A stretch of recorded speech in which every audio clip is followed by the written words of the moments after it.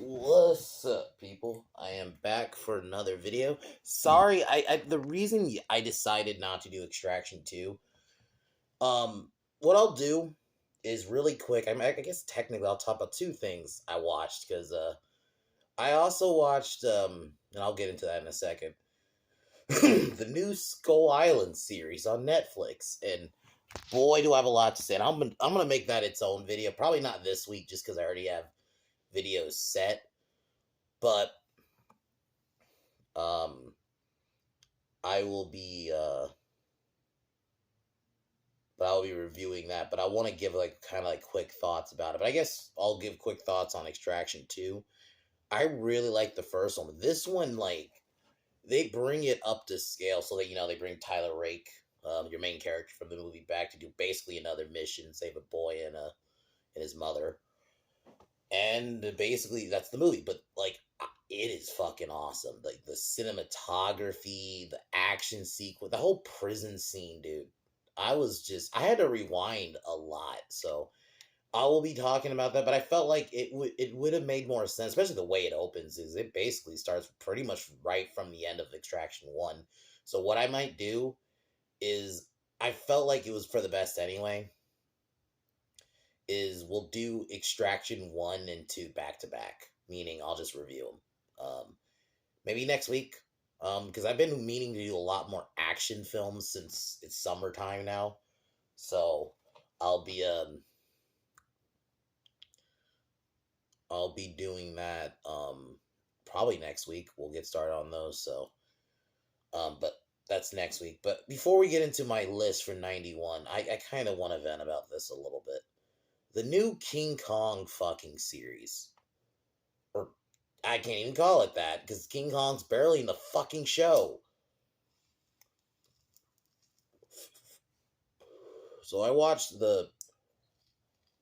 I originally was just gonna binge it, take it slow, maybe watch because I figured it's gonna be like 6 to 8 episodes,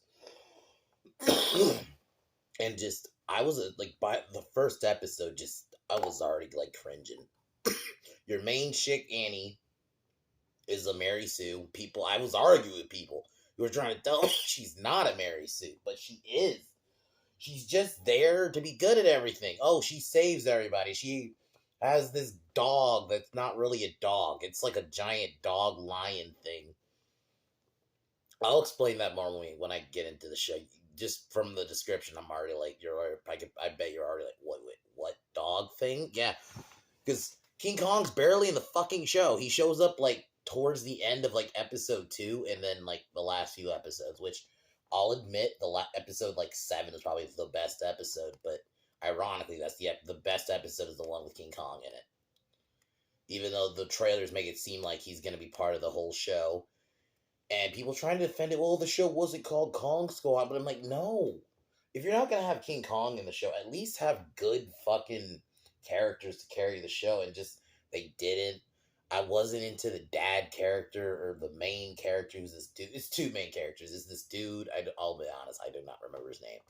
Annie, the Mary Sue chick, I'm calling her that, and then his friend Mike, who actually wasn't a bad character, but the dialogue is just bad.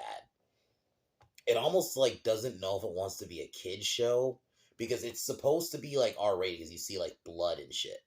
But then like a lot of the dialogue feels like a kid show. Like it feels like this should be a kid show, but it has blood in it. But anyway, I'll get into it more why I don't like it. Like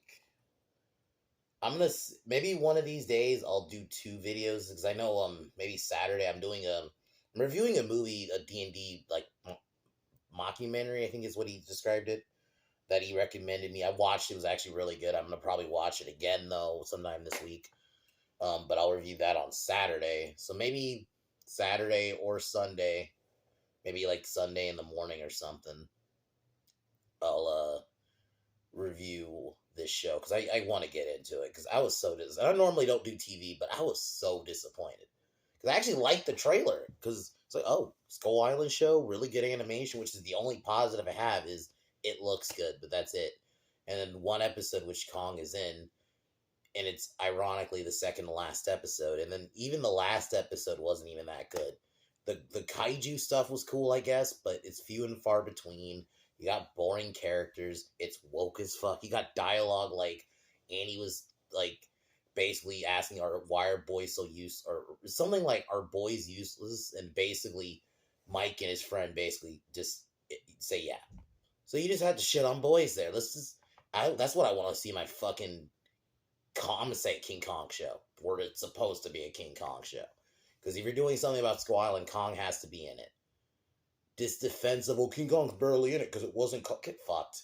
Just because it doesn't have Kong's name in it. When you have fucking Skull Island, I expect King Kong. And also, it just doesn't. I'm like, it doesn't even really tie into the movies. The only tie-in that is Kong looks like you could tell they based Kong's design off the newer movies. That's it. That's like anyway. This video is meant to be positive, but I wanted to give my quick thoughts on that, just because it's gonna be a bit till I talk about it. So I figure why not talk about it now. So anyway, we are now gonna talk about my 1991 favorite movies. It was only 6, just because this year I look at the early 90s a little bit as like a transitional period, because we were still, you still have the little carryover from the 80s, but this is when grunge started coming just with music, like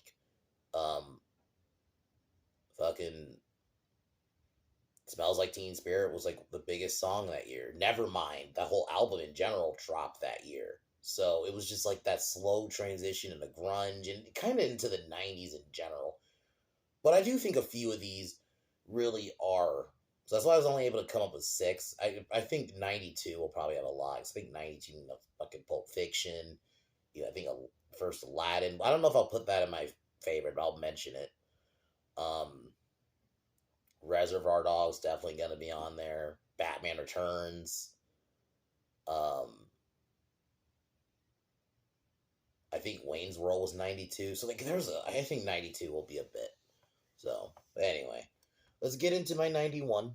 Before that, I guess I'll talk about what I got going on this week. Tomorrow I'll be reviewing GoldenEye, which I can't wait. One of my favorite Bond movies. I think I said it on Twitter. My friend Steve asked like what my top 4 Bond movies, and I think I put GoldenEye at like 2 or 3. It was one of those I put it on. So can't wait to talk about that. Wednesday I will be doing.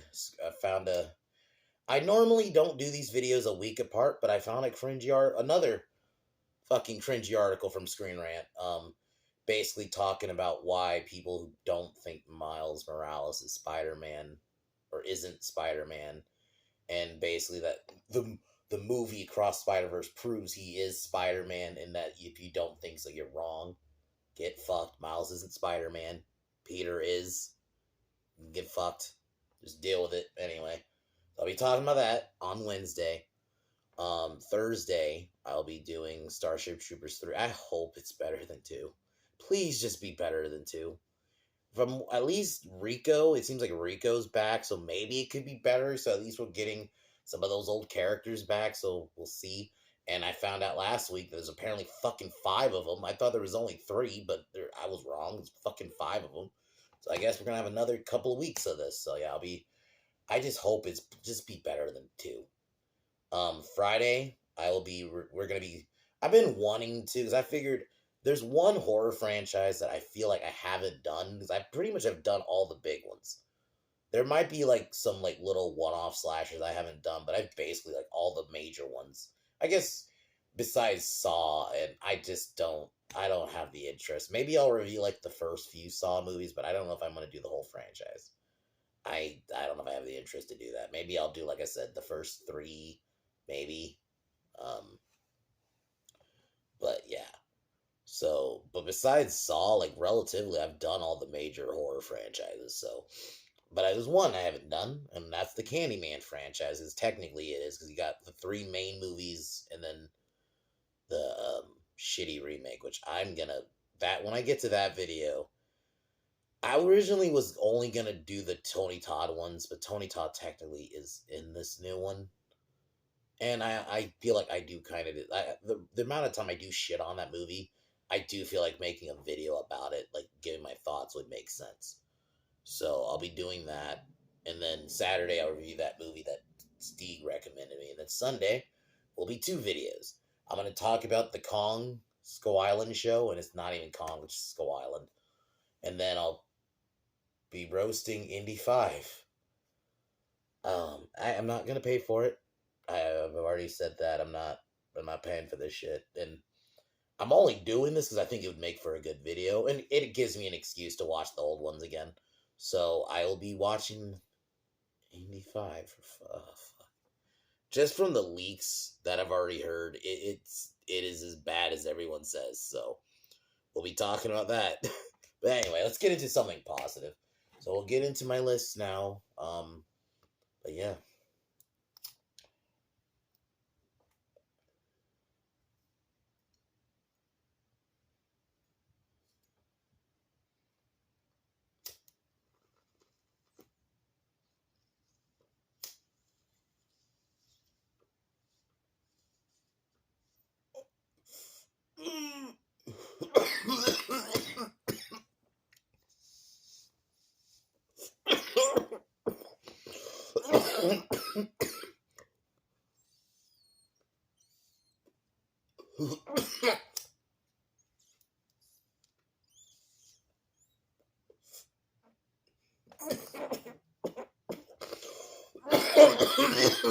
So, our number 6 is the first Addams Family movie. This is interesting because apparently there was. I think I've seen Family Values, but I've never seen the third one. And I don't. But Addams Family, the original movie, along with like the Casper movie, because both had Christina Ricci in it. I watched the amount of times I watched that Addams Family movie. I watched it a lot. I actually watched it before the show. I eventually watched the show, but I definitely watched the movie first. And Raul Julia's Gomez was great. I thought everybody was pretty much brilliantly casted as the family. Christopher Lloyd as Fester is great. It's a great character film. The set design is great. And they largely pretty much capture the show. Even as someone who, I watched the show later on and I like it, but I'm not like it's one of my favorite shows of all time. But just even on a casual, like they really capture the tone. Christina Ricci to me is my Wednesday. I think she really portrayed it perfectly. I haven't seen the Netflix one. I don't think I will. I've heard Jenna Ortega is really good as Wednesday, but it's just I don't. To me, Addams Family is one of those IPs. I don't necessarily need a new one. Like I never saw that animated movie they did either. Like I don't need an updated or newer Addams Family. I'm kind of cool with just the movie. This movie, maybe even Family Values. I haven't seen the third one, which is Reunion, I think is what it's called. I haven't seen it, so I can't really speak on it. But just the movies, and the TV show. I'm kind of cool with that. I don't necessarily need an updated one, but yeah, that's a different point. But the Adams Family movie is great. I think it's a great way to if you want to get someone into Adams Family. I mean, you can just show them the show, but I feel like actually I almost feel like you should show them the show though, just because how much the movie captures the spirit of the show, but also I do think it is a good way to get at least them into considering watching the show. I feel like either way works.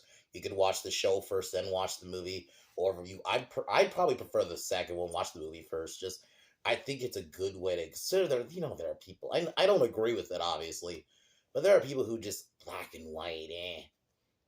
Obviously don't agree with it, but you know the Addams Family movie is a kind of a because it came out like in '91, so you still had like it's '90s, but it captures that tone perfectly. It's like I think they also do a good job of not being a '90s version of the Addams Family either. Like it actually captured the spirit of the original series, and it feels like that tone. But anyway, so that's my number 6. My number 5 is Child's Play 3, and like I mentioned last week with Child's Play 2, when I was talking about Child's Play 2. This is one I'll agree is probably the weak. If I had to say of the good Chucky movies, because Seed of Chucky I kind of look at as a parody and not. It's almost like I look at it as kind of like in a fucked up version of it, but Freddy, not Freddy said New Nightmare, where it's kind of meta, where it's a nightmare film, but it's not. I kind of look at Seed of Chucky the same way. Like, I don't look at it as like a Chucky entry, let's say, like this one, or Bride of Chucky. I still look at as an entry because like it's still a movie, whereas this one's like a self-referential movie. So I look at it as more of a meta movie with Chucky in it than like a legit Chucky movie. So like of like the legit Chucky movies, I would probably say this is the weakest one, but it's more because of just how great and iconic those first two were. I mean, the first one alone, but for me, y'all know I slightly prefer two over one. But either or, like both films just outclass this one. But I think this one, I do think is good. I think Chucky has some good lines. Chucky's gonna be a bro. I like the military school setting. I like that they changed up the setting. Um, I'll admit Alex Vincent not being Andy sucks, but I get why they had to do it because in the timeline they had to age up Andy, right? So that's why you could argue maybe they should have just did Andy as a kid, but I get it. They probably wanted to do a military school story, but you probably could have still did it with Andy about the same age as Tyler. Now that I think about it, you probably should have just did that instead of making him older. Because I'll admit the guy they got, he's okay, but he's not. I'll admit, I think you could have still made out. Actually, now that the more I think about it, you could probably have made Andy as a kid with Alex and it to still work and still go do the military school thing. But it's fine. How they did it works. I love like the ending, even like the nerdy character that Andy works with, or I guess somewhat friends with, sacrifices himself. That scene where Chucky kills the barbershop, the barber, and fucking boo says boo to the guy. Like that's why I like it. And I even like the opening kill when he kills the the good guy owner. So I think there is good stuff in this movie. I just think it's just not one of the best entries, especially just compared. Even the after, like, so yeah, it's think about it this way. It's behind two of the best Chucky movies, and then even the one after is often seen as like maybe the third best, Bride of Chucky. So it's followed by and preceded by two great films that are like all time greats. Like Child's Play is often that first Child's Play is historic. Same with even Child's Play 2 I say is historic because that's the one that gave us the Chucky we mostly know. But and then followed by Bride of Chucky. So it's there's just better films, but I do think this one's good. But that's why I put it at 5. I do watch this one. I think there, and I actually like the final confrontation at the fair. That was a good setting. Tyler's an okay character. Like I said, it's not the greatest film. It's just if you just compare it to some of the other ones, but it's a decent one. So that's my number 5. My number 4 is Bill and Ted's Bogus Journey. I love this movie. I like the first one a little bit more. I think this one's a objectively better movie, but I do prefer the first one a bit more. But I love this follow up. I mean, death, being brought in. I love like it's also like the polar opposite of the first one. The first one's excellent adventure. They had this fun adventure. This one, they die. They lose their girlfriends. They're being taken over by these evil robots. I fucking evil Bill and Ted were the VIPs of the movie for me. Rewatching it last week, they're my VIPs of the movie. They were fucking every scene, just was killing me. I love the scene where Ted takes over his dad. I just love like you do get more of the world, so I can't agree on that aspect. It is better. You get a lot more of the background, even of like the future. The soundtrack alone in this one. I mean, the Winger song, Battle Stations, probably my favorite song, God Gave Rock and Roll to You. I didn't know that was a Kiss song for a while. But the concert scene is great. I like the villain. It's a perfect follow-up. It's what a sequel, kind of what you expect a sequel should be. To me, this is where Bill and Ted ends. I don't hate Face the Music. I think Keanu and Alex Winters season. I'm fucked up. Alex Winters coming back, it felt like them just coming back and it was like putting on a glove. They still felt like those characters. My main issue is it's a massive retcon.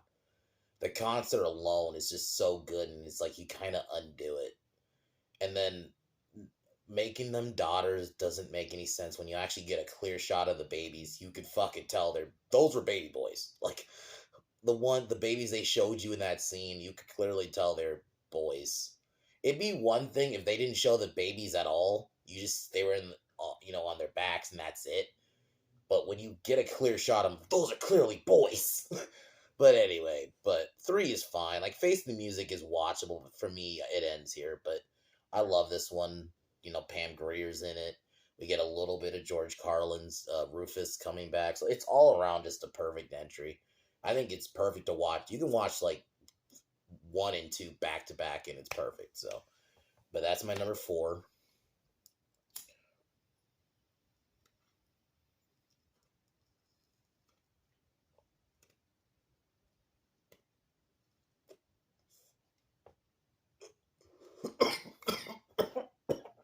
Number 3.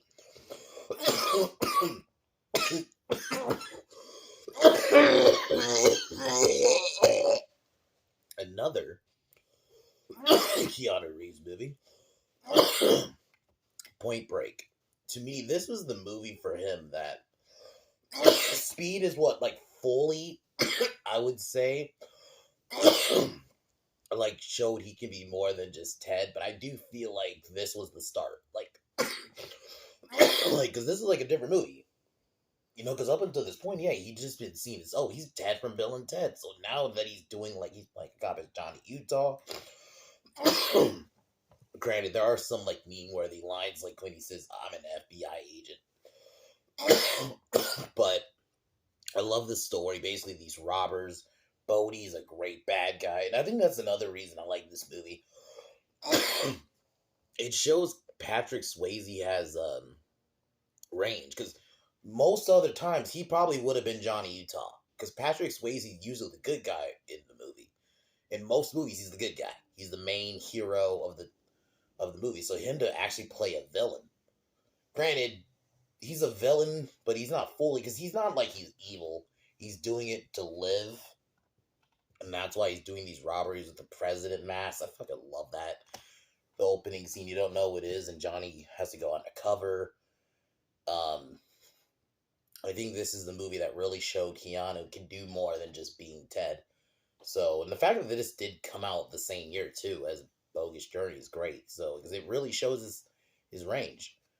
It's a fun story. I think the soundtrack's awesome. The setting's great. It's not the greatest film in the world, but I love it.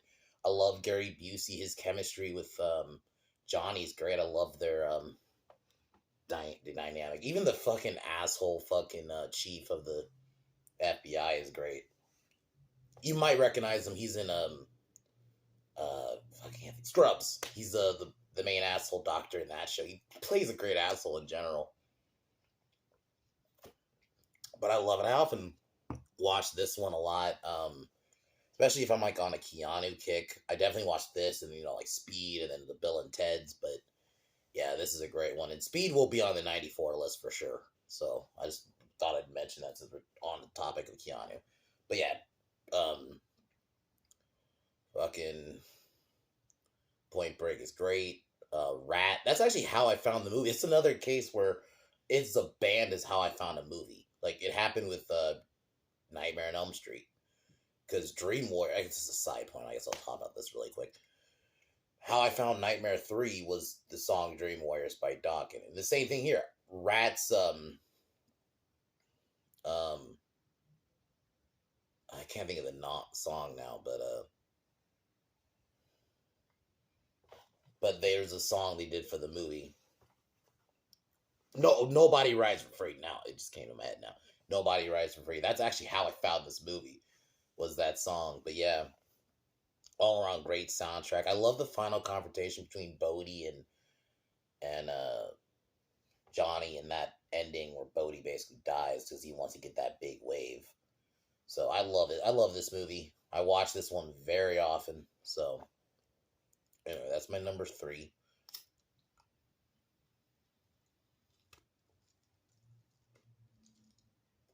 Number 2 is Last Boy Scout. This is an underrated buddy cop film. Like, I feel like this one's not often mentioned. It's an underrated Bruce Willis movie too. I remember finding this one because I'm like, wait, because I was like, this is the dad for Damon Wayans, from My Wife and Kids, and fucking Bruce Willis in the movie. I'm like, holy shit. I watched it and it's fucking great. The chemistry between Damon and Bruce is there. The story basically is Joe Hallenbach, disgraced former Secret Service, is now like a bodyguard. He's kind of like a private contractor in a sense, private bodyguard basically. Gets a job, and the fucked up thing is the crazy story is because his wife's cheating on him with his best friend who gives him the jobs. So, Halle Berry, who's dating Jimmy Dix, who's a football player, but he has a cocaine problem and drug problem. That's why he's kind of out on the NFL. So I love how it's like, yeah, you have like a mix kind of a sportsman. Even the opening's pretty fucked, where you see like this football player shoot a couple people and then kill them. So like it's pretty dark opening, but it's pretty funny in terms. Wow, that came out wrong. I did not mean the scene where he shoots himself is funny. I meant to say the movie itself is funny, but like it's also serious. Like what a good buddy cop movie is. Like you have those serious moments, but yeah, you get these guys who don't like each other work together, and yeah, it's a great fucking movie. And I watch this one often too. I think this is one that I always say this should have got a sequel. Like even the way it ends, they become private investigators. You could easily just have them get another case. But I don't know if it just didn't do well, or if this was just that time people wanted to just see Bruce Willis and Die Hard. Basically, that happens. It happened. Like some of Arnold's movies didn't always hit because they're like, I just want to see a Terminator, or same thing with Stallone. It happens a little bit, like where they like, oh, I want to see you in those main movies. But like, yeah, you have a young Danielle Harris in this. I thought she was great. She was good. It's kind of interesting to see her in something not, because I had seen this after I'd seen her in like Halloween movies. So I was like, whoa, shit, Jamie's in this movie. But I thought she was great. Like in general, I watched this one a lot. Even the villain was fun, a fun little action flick. Even the way it ends is pretty funny. Like it's a fun movie, and I wish it got a sequel, but it's a case just didn't. It probably didn't do well, like financially, you know. But I mean, this isn't gonna be news. Y'all, my number one was no secret. When you think 1991, probably the biggest movie of all time that year, or at least in terms of that's like the number one you think. Terminator 2. That's my number one. I mean, this is my favorite Terminator. I love the original, but to me, I've always liked the story. It's the ending for me. I always say to people when they ask why do I like T2 over T1, it's that. It's that ending where Arnold sacrifices himself. You got John crying. Like, it was just believable. Especially if you watch it as a kid, and you're like, oh, man, you want them to like, kind of, I guess, kind of live happily in the end, but no. And plus, it was like I wasn't just into Arnold at the time. So when I first watched this, I was just like, I don't want to see Arnold die. But yeah, and when you first watch it, just the fact that you see he's a good guy. Granted, there's little hints that you could tell he's a good guy, like in the bar scene, like compared to his entrance in the first movie, where he's like already killed two people. He beat them up. And, one of them he threw on a hot stove, but he didn't kill him. And even the guy where he took his gun and the glasses, he didn't kill him. And then the fact Robert Patrick as the T-1000 is one of my favorite bad guy performances. Same along with Arnold in the first Terminator, how both were just able to capture just being robotic. Robert Patrick did not. I don't think he really made any other faces. Like a couple times he did, but when he's like machine mode, it's just that dead stare and it fucking works. Just that straight face, no other like no emotion, no nothing, And Edward Furlong is Kyle, as John Connor is so good. He's one of my favorite. I guess if you want to say kind of kid actor performances in a movie, it's him in this. I thought he was good. He kind of starts out as this little asshole kid, so I could see some people saying he was annoying in the beginning, but he eventually, when he realizes this shit's real, the mall scene is great. When you actually get the reveal, oh shit, Arnold's good. He's protecting when he says get down. It's like, holy shit. I can only imagine. If you didn't see the trailers, because apparently one of the trailers leaked that, but if you didn't see the trailer and you watched that the first, I'm like, wait, did he just say get down? We just saw him try to kill Sarah Connor, and then we get the reveal. And I like the idea of two Terminators, and one of them's really advanced. And the way they explain the lore, I think that's the other reason I like this movie. It's because, not saying the first one didn't do it, and I thought the first one did it really good too, but this one just, I feel like it's that little extra step of the way they get into the lore. I mean, the lore of the T-1000, the whole, how Skynet is set up, even that opening scene, the way they set the scene, the two Terminators. And then, because when I'm talking Teach, I'm talking the extended. To me, that's the definitive version of the movie for me, where it ends with Sarah Connor in the future. That's how it ends for me. So that's why I kind of like this one. It goes into like the history. This one, as much as I love the first one, I think this one just pushes it over the edge just because of that. The action sequences is some of my favorite. Like the music, I think the score alone. I love the score. I think this is where I would say it's tied. I love the score in the first one too, because the more horror tone I do kind of maybe like a little better, but the action music is so good. Like the chase scenes, the T-1000 music. And I like even Arnold, like when he's a Terminator, his Terminator has a different theme. Like in the first one, it's like the heartbeat. In this one, it's like a little different sound where it's slightly changed, where it's like, okay, he's not like a bad guy. Whereas T-1000 has like this, yeah, that's horror music. And then I love Guns N' Roses, so You Could Be Mine is one of my favorite songs. It's just, oh, Guns N' Roses, the music, yeah, of course, two of my favorite things coming together. Arnold in a Guns N' Roses video. So yeah, Terminator 2 is just one of my, I watched this one like, yearly is an understatement. I watch this one like, this is one of those I can watch like every fucking day and not be tired of it. It's just, it's so good. The scene where Sarah, I mean, granted, do I find it odd a little bit where, fucking the pull up scene, or the evolution of Sarah's character in this. That's in general why I love it too. Just her arc. Now she's the ultimate mom. Yeah, she has some training now. Like, that's why she's a lot more jacked. She knows about guns. She's not the same character she was in the first movie. But that scene where she breaks down because she couldn't pull the trigger and kill Miles. Because I think she kind of realized, I'm becoming a Terminator. Because she was about to kill this dude in front of his family. And that's what made it so good. And this is when you could have vulnerable characters. Yeah, is she physically trained? She's good with guns.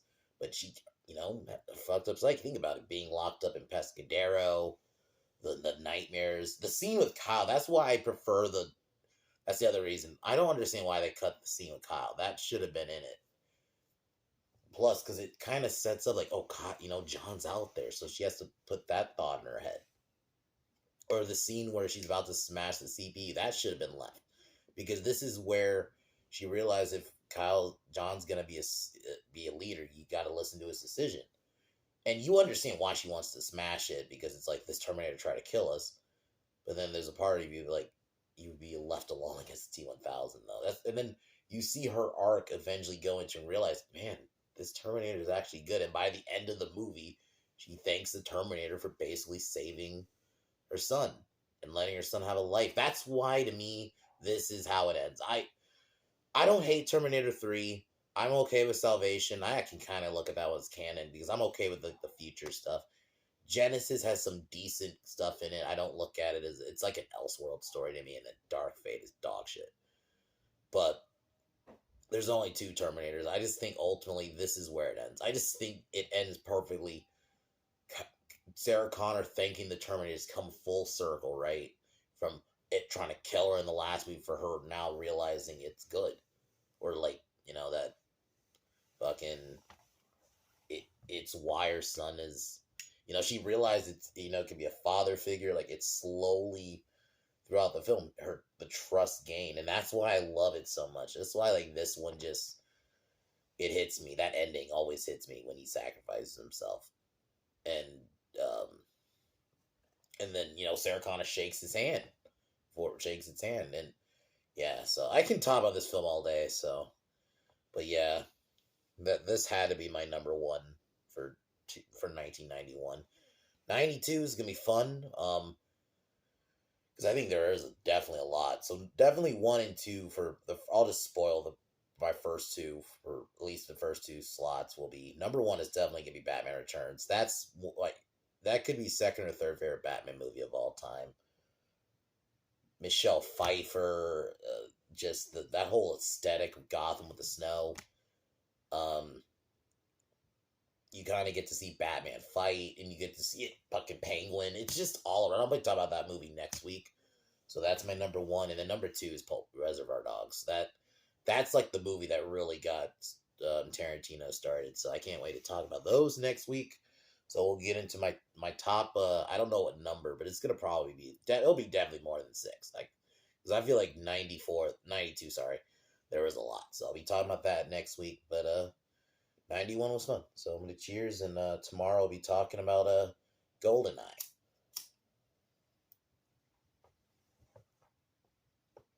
So I can't wait because I've been kind of waiting to start the Pierce Brosnan era because he's like I said after um Connery, he's my second favorite. He was Bond when I was basically born, and he was Bond basically when I was really into Bond, like that time when I was really into Bond. He was Bond at the time because this was before Casino Royale had come out, so he was Bond for me practically. I mean, Connery was always my favorite, but he was always second just because he was Bond at that time.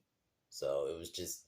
So I can't wait to talk about those movies tomorrow. GoldenEye. Like, I don't blame people who have that one as their favorite. That's probably most people's favorite Bond. Just because I mean, yeah, there's that link to the game, which I'll admit I've only played a couple times, but the game is great.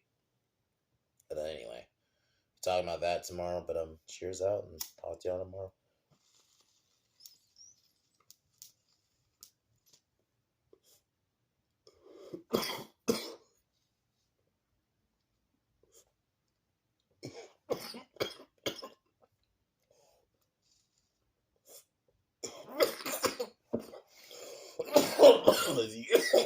See y'all tomorrow. Peace.